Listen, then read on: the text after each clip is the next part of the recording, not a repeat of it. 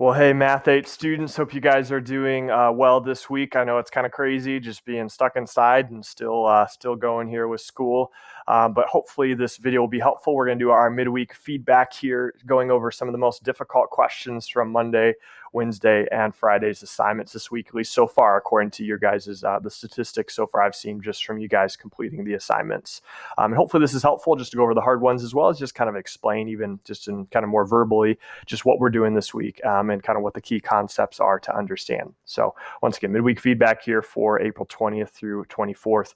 Let's start here. I just have one question that I wanted to go over from the first assignment. Overall, we did pretty well with it. But from the first assignment here on Monday, the name of the game here was we're looking at independent events. So we had two events that are happening. Now, independent means that one does not affect or influence the other at all.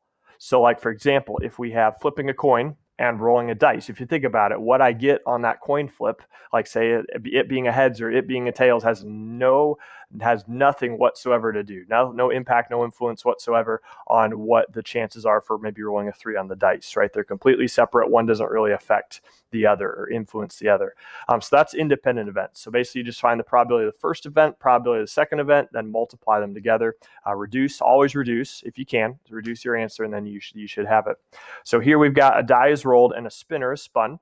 So find the probability. So first of all, the probability of the first event is a dice, and it's the probability that's a number less than 3. So if I think about it, there's 1 and 2 on a 6-sided die that would be less than 3. So 2 sides out of the 6 total sides on a 6-sided dice.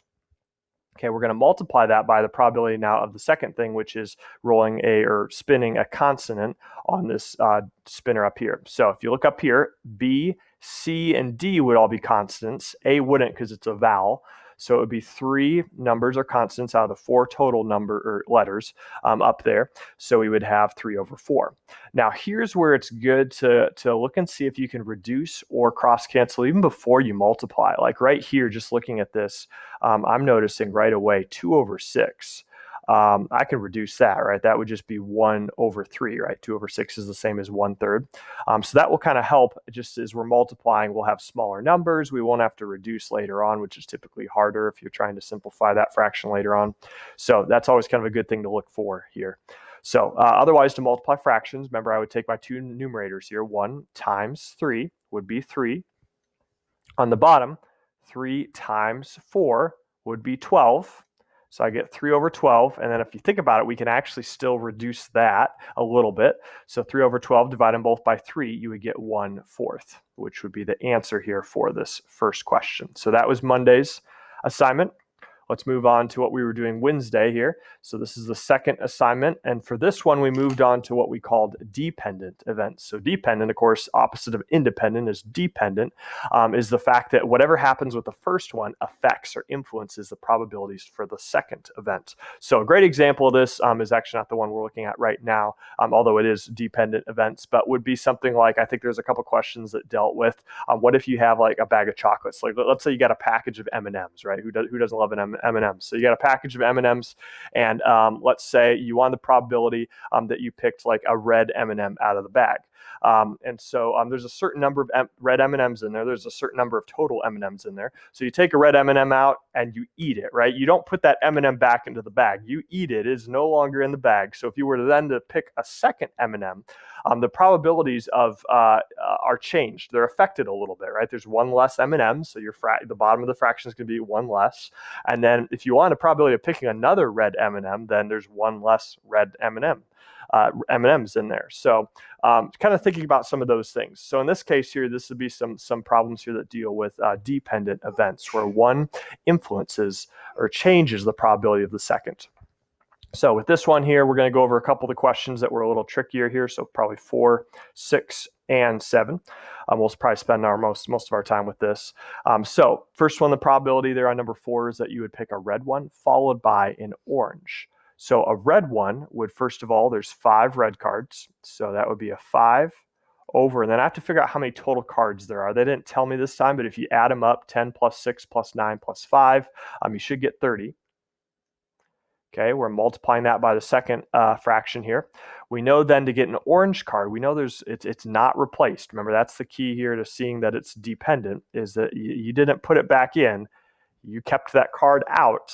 Therefore, that card's no longer in there. So there's one less card. So we have 29 cards.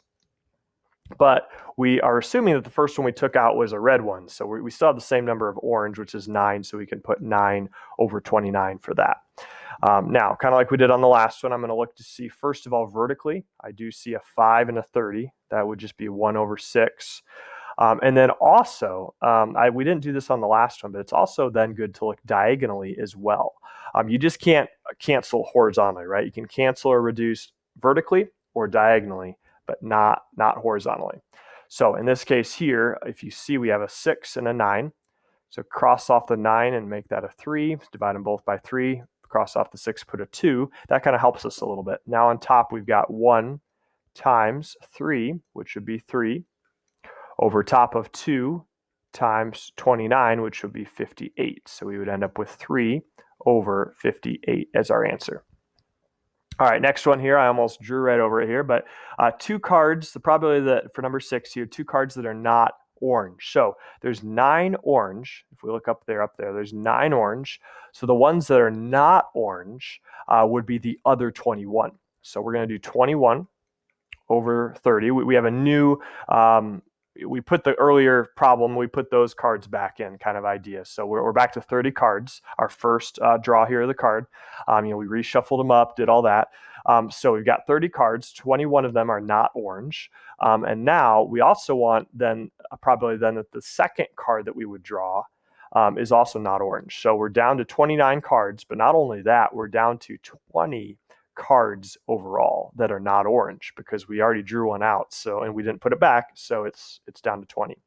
All right. Otherwise, let's see if we can cross cancel to multiply here. 20 over 30 is the same as just 2 over 3. You can basically just cross off those zeros. Otherwise, let's see if there's anything else you can do on this one. Not at first glance right here. Oh, actually, hold on one second. 21 over 3 right there. You could just make that 7, right? 7 over 1. So that'll help a little bit. So then we would do 7 times 2 for the numerator, which is 14. And 1 times 29 is 29. So we'd end up with 14 over 29 for that answer. All right, last problem here for Wednesday stuff would be the probability that you pick 2 cards that are neither red nor green. So if we look up there, we've got 5 red, 6 green. That's 11 total. So if you take that away from the 30, kind of like we did last time with the orange, but here we're taking away 11 from 30, we'll get 19 over 30.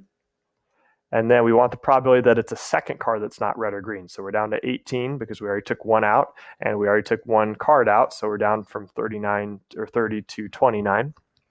And now looking to cancel either vertically or diagonally. If I look diagonally, both of those are divisible by 6. So divide that by 6, you get 3. Divide 30 by 6, you get 5. Okay, you end up getting 19 times 3, which is 57, over 5 times 29, which is 145. And believe it or not, this one, I don't think you can actually reduce it at all at that point. You end up getting a really big fraction. It would be 57 over 145.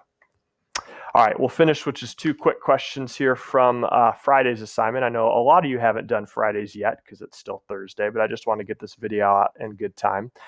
Plus, maybe some of these harder questions, when you get to them, you can refer to the video here. So question 10, and we'll do question 11 here then in a second on the next slide.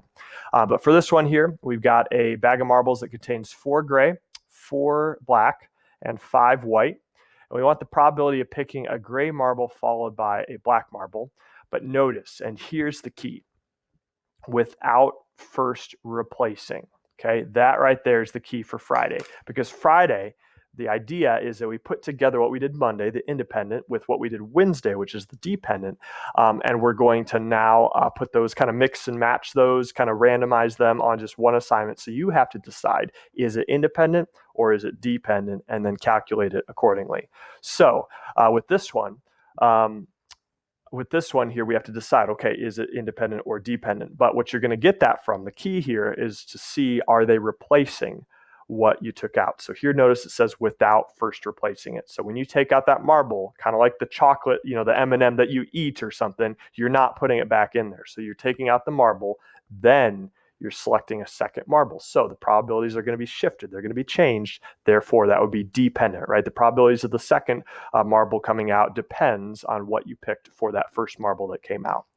So in this case here, we've got a gray marble first. So there's 4 of those. There's looks like 13 total. If you add up 4, 4, and 5, there's 13 total marbles. Times now a black marble. We didn't take a black one out. We assumed that we took a gray one out. So we still have 4 black ones, but we're down from 13 down to 12 total marbles. Now at this point here, we can try and reduce either vertically or horizontally, or vertically or diagonally. Now, typically I look vertically first, and right here I'm noticing that 4 out of 12 would just be a 1 out of 3. Otherwise, I don't think there's anything else we can do. So 4 times 1 is 4. On the bottom, 13 times 3 is 39. So our answer will be 4 over 39.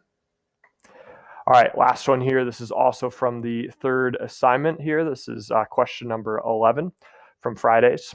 So here, we got 3 red marbles, 7 blue marbles, a marble's drawn out, and then it's returned. So think about, are we replacing it? Are we returning it here?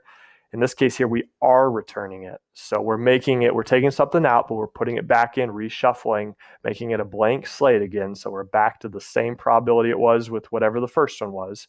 Therefore, it's independent, kind of like flipping a coin and rolling a die. One really is not going to have any influence or impact on the other. So independent in this case. And now here we've got what the probability that both of them drawn out were red. So the first time it's a 3 out of the 10 for it being red. And then we put it back and it's still a 3 out of 10 for the second one. So kind of like we did Monday, probabilities here, one doesn't really influence the other. So 3 out of 10 for both of them, since they're both red marbles we're drawing here out of the same bag. 3 times 3 is 9. 10 times 10 is 100. So we're going to end up here with 9 over 100. And that's going to conclude here our midweek feedback video. As always, if you need any help, please don't hesitate to reach out via email or hop on Zoom. I'd love to help in whatever way I can, even if it's just to give you another attempt if you're really trying to make sure you get everything right. So hope you guys have a great week, and we'll see you next week.